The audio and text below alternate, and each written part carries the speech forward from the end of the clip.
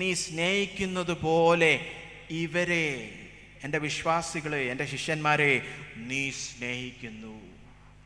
ആ വാക്യത്തിൻ്റെ അർത്ഥം നിങ്ങൾ മനസ്സിലാക്കുന്നുണ്ടോ? നിങ്ങൾ ക്രിസ്തുവിൽ വിശ്വസിക്കുന്ന ഒരു ദൈവ പൈതലാണെങ്കിൽ നിങ്ങളെ എത്രമാത്രം പിതാവ് സ്നേഹിക്കുന്നു എന്ന് ചോദിച്ചാൽ യേശു ക്രിസ്തുവിൻ്റെ ഉത്തരം, പിതാവ് എന്നെ സ്നേഹിക്കുന്നത് പോലെ, പുത്രനായ യേശു ക്രിസ്തുവിനെ സ്നേഹിക്കുന്നത് പോലെ നിങ്ങളെ സ്നേഹിക്കുന്നു. ഒന്ന് ചിന്തിച്ചേ അതിൻ്റെ ആഴം. അതൊരു ആശ്ചര്യപൂർണമായ ഒരു വസ്തുതയാണ്, ഒരു സത്യമാണ്. എന്നെ കർത്താവ് സ്നേഹിക്കുന്നത് പുത്രനെ സ്നേഹിച്ച അതേ അളവിലാണെന്ന്. അയ്യോ, എങ്ങനെ? പരിപൂർണമായിട്ട് അനുസരിച്ച് ദൈവപ്രസാദത്തിൽ നിറഞ്ഞു നിൽക്കുന്ന നിത്യനായ പുത്രനായ യേശു ക്രിസ്തുവിനോട് പിതാവിനുള്ള അതേ സ്നേഹം എന്നോടുണ്ടെന്ന്, നിങ്ങളോടുണ്ടെന്ന് വിശ്വസിക്കാൻ പറ്റുമോ? ഇത് അതുകൊണ്ടാണ് സഭ വിശ്വസിക്കുന്നില്ല. ലോകം ഇത് അറിയുന്നില്ല. ലോകം ഇത് അറിയണമെന്ന്, നമ്മെ സ്നേഹിക്കുന്ന ദൈവം യേശുവിനെ സ്നേഹിച്ച പോലെ. ഇത് സഭ പോലും അറിഞ്ഞിട്ടില്ല, അല്ലേ? സഭ പോലും പലപ്പോഴും അറിഞ്ഞിട്ട് ദൈവസ്നേഹത്തിൻ്റെ ആഴം,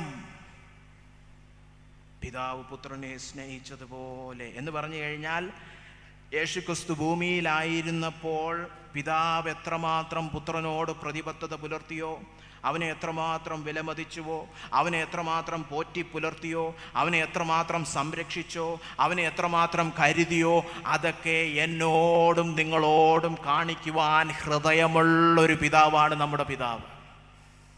ഞാനൊരു പ്രയാസത്തിൽ കൂടെ കടന്നു പോവുകയാണെങ്കിൽ എനിക്ക് കണ്ണും പൂട്ടി വിശ്വസിക്കാം, ഈ പ്രയാസത്തിൽ യേശുക്രിസ്തുവാണ് കടന്നു പോകുന്നതെങ്കിൽ പിതാവ് എത്രമാത്രം സ്നേഹവും പ്രതിബദ്ധതയും കരുതലും സംരക്ഷണവും കാണിക്കുമോ, അതെന്നോടും അവൻ കാണിക്കുക തന്നെ ചെയ്യും. അതാണ് യോഹന്നാൻ 17:23 പ്രായോഗിക തലത്തിലെ അർത്ഥം. ഇനി ഒന്ന് ചോദിക്കട്ടെ, നിങ്ങൾ ഇങ്ങനാണോ ജീവിക്കുന്നത്? നിങ്ങളൊരു പ്രയാസത്തിൽ കൂടെ കടന്നു പോകുമ്പോൾ, കഷ്ടത്തിൽ കൂടെ കടന്നു പോകുമ്പോൾ നിങ്ങൾക്ക് പ്രാഗൽഭ്യമുണ്ടോ?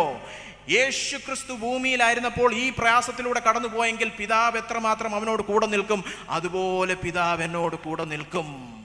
ആ വിശ്വാസത്തിൻ്റെ ഉറപ്പിലും പ്രാഗൽഭ്യത്തിലും സമാധാനത്തിലുമാണ് ഞാൻ മുന്നോട്ട് പോകുന്നതെന്ന് പറയാൻ പറ്റണം ഒരു ദൈവ പൈതലായാൽ. അതാണ് പിതാവിൻ്റെ സ്നേഹത്തിൽ വിശ്വസിക്കുക, നിത്യജീവൻ ലഭിക്കുക, വ്യക്തിപരമായി അറിയുക എന്നൊക്കെ പറഞ്ഞാൽ ഉള്ള പ്രായോഗിക തലത്തിലെ അർത്ഥം.